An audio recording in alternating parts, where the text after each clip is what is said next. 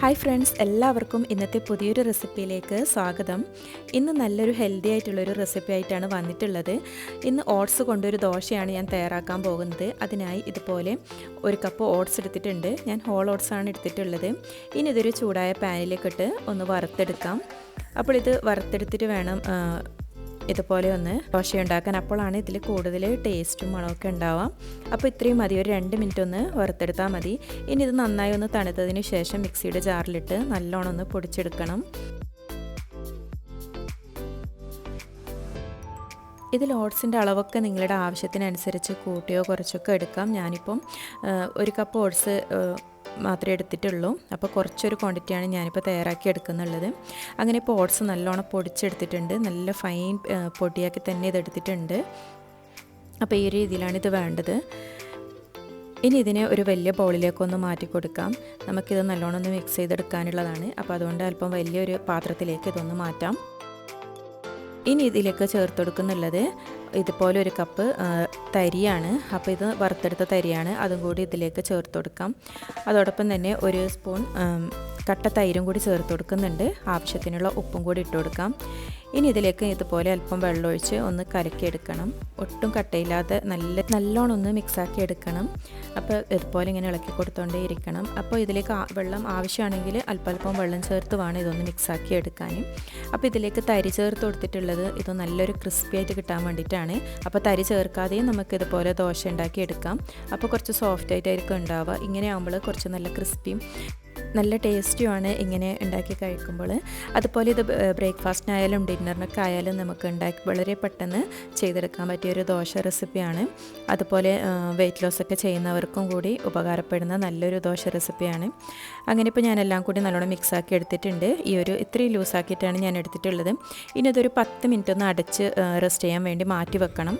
അപ്പോൾ ഇത് കറക്റ്റ് നല്ലൊരു ബാറ്ററായി കിട്ടും. അപ്പോൾ അതിന് വേണ്ടിയിട്ടാണ് ഇതുപോലെ ഒന്ന് റെസ്റ്റ് ചെയ്യാൻ വേണ്ടി മാറ്റി വെക്കുന്നുള്ളത്. അങ്ങനെ ഇപ്പോൾ ഒരു 10 മിനിറ്റൊക്കെ കഴിഞ്ഞിട്ടുണ്ട്. ഇനി ഇതൊന്ന് തുറന്ന് നോക്കാം. അപ്പോൾ ഈ സമയം മാവ് അല്പം കട്ടിയായിട്ടാണ് ഉള്ളത്. അപ്പോൾ കുറച്ച് സമയം റെസ്റ്റ് ചെയ്യാൻ വെച്ചതുകൊണ്ടാണ് കുറച്ച് കട്ടിയായിട്ടുള്ളത്. ഇനി ഇതിലേക്ക് കുറച്ചും കൂടി വെള്ളമൊഴിച്ച് കൊടുത്തൊന്ന് ലൂസാക്കി എടുക്കണം. നമ്മൾ സാധാരണ ദോശമാവ് ഉണ്ടാക്കുന്ന ആ ഒരു കൺസിസ്റ്റൻസിയിലാണ് ഇത് വേണ്ടത്. അപ്പോൾ അത് കുറച്ചും കൂടി വെള്ളമൊഴിച്ച് വീണ്ടും നല്ലോണം ഒന്ന് മിക്സാക്കി എടുക്കാം. ഇത്രയും മതി. ഈ ഒരു രീതിയിലാണ് ഞാനിതിപ്പോൾ എടുത്തിട്ടുള്ളത്.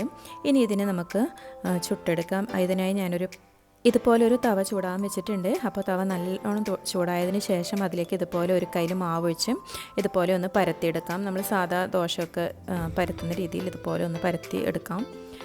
അപ്പോൾ ഇത് പെട്ടെന്ന് തന്നെ ആയി കിട്ടും. ഇനി ഇതൊന്ന് മൊരിഞ്ഞ് വരുന്ന സമയത്ത് അല്പം നെയ്യ് ഒഴിച്ച് കൊടുക്കുക ഇതിലേക്ക്. അപ്പോൾ നെയ്യ് വേണ്ടാത്തവർക്ക് ഇതൊന്ന് സ്കിപ്പ് ചെയ്യാം. അപ്പോൾ ഈ ഒരു ദോശ നമുക്ക് വെറുതെ കഴിക്കാൻ തന്നെ നല്ല ടേസ്റ്റാണ്. അടച്ചു വെച്ച് വേവിക്കേണ്ട ആവശ്യമൊന്നുമില്ല. ഇങ്ങനെ തന്നെ വേവിച്ചെടുക്കാം. പെട്ടെന്ന് തന്നെ ഇതൊന്ന് മൊരിഞ്ഞ് കിട്ടും. അങ്ങനെ ഇപ്പോൾ ദോശ റെഡി ആയിട്ടുണ്ട്. ഇനി ഇതിൽ നിന്ന് മാറ്റാം, പ്ലേറ്റിലേക്ക് മാറ്റുന്നുണ്ട്. അപ്പോൾ ഇതൊരു ചെറിയ രീതിയിൽ ഇങ്ങനെ പരത്തിയെടുത്ത ദോശയാണ്. ഇനി ഈ മാവിലേക്ക് അല്പം കൂടി വെള്ളം ഒഴിച്ചത് ലൂസാക്കി എടുത്താൽ ഇതുപോലെ നമുക്ക് ഇങ്ങനെയും ഒഴിച്ചെടുത്ത് നമുക്ക് നീർദോശയൊക്കെ തയ്യാറാക്കുന്നത് പോലെയും തയ്യാറാക്കിയെടുക്കാം. അപ്പോൾ ഏത് രീതിയിൽ വേണമെങ്കിലും നമുക്ക് ഈ ദോശ തയ്യാറാക്കാവുന്നതാണ്. അപ്പോൾ ഇങ്ങനെ ആകുമ്പോൾ ഈ പാന് ഫുള്ളായിട്ട് നമുക്ക് ഇതുപോലെ ഒഴിച്ചു കൊടുക്കാൻ പറ്റും. അപ്പോൾ നേരത്തെ തയ്യാറാക്കിയ ഞാൻ അല്പം ചെറിയൊരു സൈസിലാണ് അത് എടുത്തിട്ടുള്ളത്. അപ്പോൾ ഇങ്ങനെ ആകുമ്പോൾ ഈ ഒരു പാന് ഫുള്ളായിട്ട് ഇതുപോലെ ഇങ്ങനെ ഒഴിച്ചു കൊടുത്ത് നമുക്കിത് ചുട്ടെടുക്കാം. അങ്ങനെ ഇപ്പോൾ ദോശ മൊരിഞ്ഞ് വരുന്ന സമയത്ത് ഞാൻ അല്പം നെയ്യ് ഒഴിച്ചു കൊടുത്ത് അതിനൊന്ന് പരത്തിയെടുക്കുന്നുണ്ട്. നെയ്യ് എല്ലായിടത്തും ഇതുപോലെ ഒന്ന് സ്പ്രെഡാക്കി കൊടുത്തതിന് ശേഷം നല്ലോണം ഒന്ന് മൊരിഞ്ഞതിന് ശേഷം ഇതിന് പ്ലേറ്റിലേക്ക് മാറ്റാം. ഇപ്പോൾ നല്ല ക്രിസ്പി ആയിട്ടുള്ള അടിപൊളി ഹെൽത്തി ആയിട്ടുള്ള ഒരു ദോശ തയ്യാറായി. അപ്പോൾ റെസിപ്പി ഇഷ്ടപ്പെട്ടാൽ ഒന്ന് ലൈക്ക് ചെയ്യാനും വീഡിയോ ഉപകാരപ്പെട്ടാൽ മറ്റുള്ളവരിലേക്കൊന്ന് ഷെയർ ചെയ്യാനും മറക്കരുത്. അപ്പോൾ നിങ്ങളെൻ്റെ വീഡിയോ ആദ്യമായിട്ടാണ് കാണുന്നതെങ്കിൽ ഒന്ന് സബ്സ്ക്രൈബ് ചെയ്യുകയും ചെയ്യാം.